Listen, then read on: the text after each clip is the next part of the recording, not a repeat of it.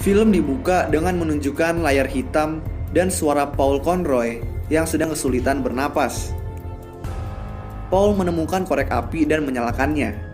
Kemudian menyadari dirinya terkubur hidup-hidup di dalam sebuah peti. Paul pun panik, berteriak minta tolong dan memukul-mukul peti tersebut. Tapi usahanya sia-sia.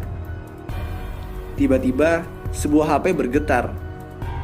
Paul pun mengambil HP tersebut.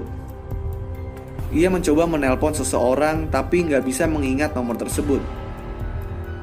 Kemudian Paul menelpon 911 dan menceritakan bahwa ia adalah supir truk dari Amerika Serikat yang bekerja untuk CRT di Bakuba, Irak.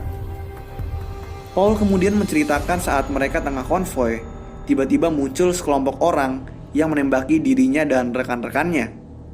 Sayangnya, 911 yang dihubungi Paul hanya bisa membantu di Ohio, tidak di negara lain.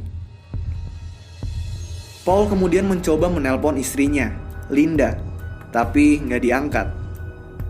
Lalu, Paul menghubungi FBI yang berada di Chicago. Di sini FBI meminta Paul untuk memberikan kronologi lengkap kenapa dia bisa sampai dikubur.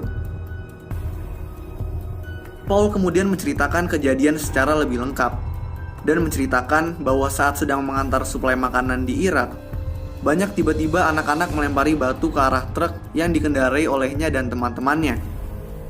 Dia juga bilang bahwa dari belakang rumah muncul orang-orang yang menembaki mereka. Paul pun bilang dia sempat pingsan karena lemparan batu, dan saat sadar, ia ternyata dikubur hidup-hidup di dalam peti. Karena Paul nggak tahu lokasi tempat dia dikubur, Paul kemudian meminta FBI melacak lokasinya melalui GPS.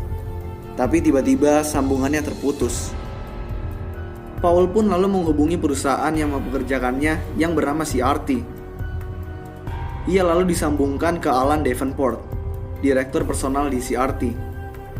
Sialnya, pas Paul baru ngasih tahu namanya, sambungan teleponnya keputus lagi.